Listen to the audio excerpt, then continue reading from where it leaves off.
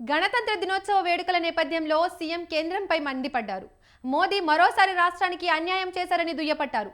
పద్మ అవార్డులో రాష్ట్రంపై వివక్ష చూపారని విమర్శించారు. కార్పొరేట్ విద్యను ప్రోత్సహిస్తూ ప్రభుత్వ రంగ విద్యను నిర్వీర్యం చేస్తున్నారని ఫైర్ అయ్యారు.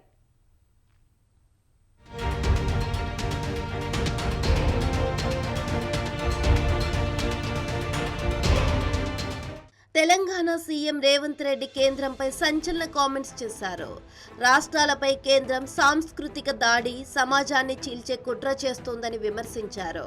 హైదరాబాద్లోని బిఆర్ఎస్ అంబేద్కర్ ఓపెన్ యూనివర్సిటీలో గణతంత్ర దినోత్సవ వేడుకల్లో సీఎం పాల్గొన్నారు. అక్కడ అంబేద్కర్ విగ్రహాన్ని ఆవిష్కరించారు. యూనివర్సిటీలపై కేంద్రం పెత్తనం సరికాదని అన్నారు.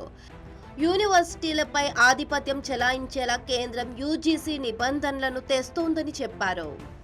దేశంలో ఉన్న యూనివర్సిటీలను యూజీసీ ముసుగులో, నిబంధనల మార్పుల ముసుగులో ఈ రోజు ఆధిపత్యం చెలాయించాలని కొంతమంది కుట్ర చేస్తున్నారు.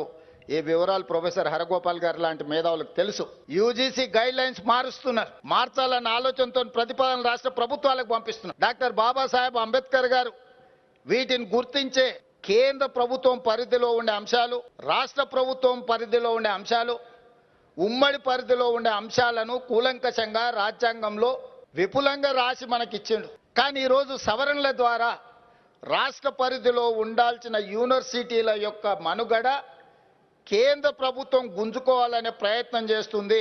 ఇప్పుడు నేను నియమించిన వైస్ ఛాన్సలర్ని భవిష్యత్తులో గవర్నమెంట్ ఆఫ్ ఇండియా ఢిల్లీ నుంచే నియమిస్తాము, ఈ నిబంధనలను సరళిస్తామంటున్నారు. ఢిల్లీలో ఉన్న వాడికి తెలంగాణ ప్రజల యొక్క ఆలోచన, తెలంగాణ ప్రజల యొక్క జీవన విధానం ఏ రకంగా తెలుస్తుంది? ఈ రోజు మన విద్యాలయాల మీద, విశ్వవిద్యాలయాల మీద పెత్తనము, ఆధిపత్యం వెనక ఒక పెద్ద సాంస్కృతిక దాడి ఉన్నది, ఒక కుట్ర ఉన్నది. రాజ్యాంగ పరిరక్షణపై చర్చ జరగడం సీఎం దురదృష్టకరమన్నారు. అంబేద్కర్ రాజ్యాంగం అమల్లోకి వచ్చిన రోజు ఇదని చెప్పారు. కార్పొరేట్ విద్యను ప్రోత్సహిస్తూ ప్రభుత్వ రంగ విద్యను నిర్వీర్యం చేస్తున్నారని విమర్శించారు. కేంద్రం నూతన యూజీసీ నిబంధనలు మార్చాలని, రాష్ట్రాల హక్కుల గుంజుకోవడం మంచిది కాదని అన్నారు.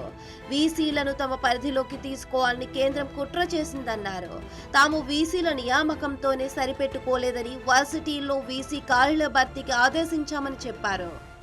ఈ రోజు 76వ గణతంత్ర దినోత్సవ ఉత్సవాల సందర్భంగా ప్రధానమంత్రి గారికి నేను విజ్ఞప్తి చేస్తున్నా. మీరు చేసే దాడి, మీరు మార్చాలనుకుంటున్న యూజీసీ నిబంధనలు, ఇది రాజ్యాంగం మీద దాడిగానే మేము భావించాల్సి వస్తుంది.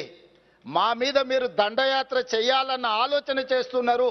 మా ప్రజల మీద, మా ప్రాంతాల మీద, మా రాష్ట్రాల మీద మీకు అధికారం ఉంది కదా అని దండయాత్రలు చేస్తే అది మంచి ఫలితాలను ఇవ్వదు. మేమందరం సమిష్టిగా నిలబడి కొట్లాడుతామని చెప్పి సవినయంగా ఈ దేశ ప్రధానమంత్రి గారికి నేను విజ్ఞప్తి చేస్తున్నా. పద్మ అవార్డుల్లో సైతం తెలంగాణకు తీరని అన్యాయం జరిగిందని సీఎం మండిపడ్డారు.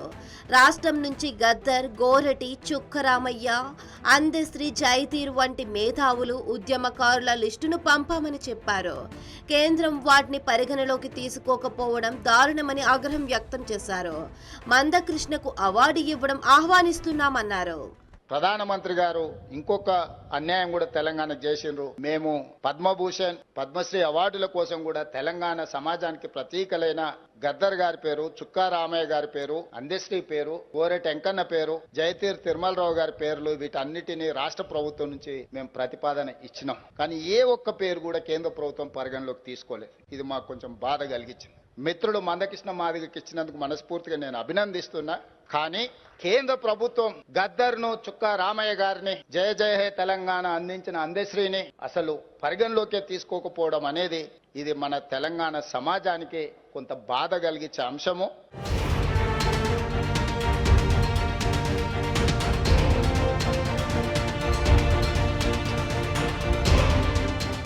పక్క రాష్ట్రానికి 5 ఇచ్చినప్పుడు తెలంగాణకి 4 ఇచ్చినా బాగుండేదని సీఎం ఆవేదన వ్యక్తం చేశారు. తెలంగాణకు మరోసారి ప్రధాని మోదీ అన్యాయం చేశారని విమర్శించారు. తాము పంపించిన లిస్టులను పరిగణలోకి తీసుకుని రాష్ట్రానికి పద్మ పురస్కారాలు ఇవ్వాల్సిందని చెప్పారు. దీనిపై త్వరలోనే లేఖ రాయనున్నట్లు చెప్పారు.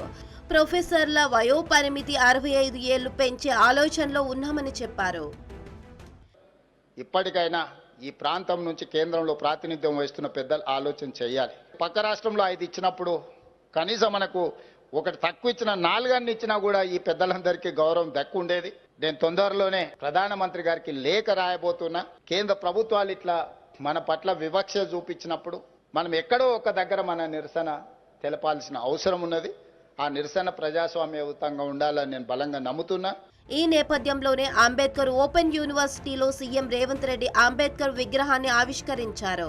అనంతరం వర్సిటీలో పలు భవనాల నిర్మాణానికి శంకుస్థాపన చేశారు. అంతకుముందు పరేడ్ గ్రౌండ్స్ లో జరిగిన 76వ గణతంత్ర దినోత్సవ వేడుకల్లో పాల్గొన్నారు. సికింద్రాబాద్లోని వీరుల సైనిక్ స్మారక్ వద్ద నివాళులర్పించారు.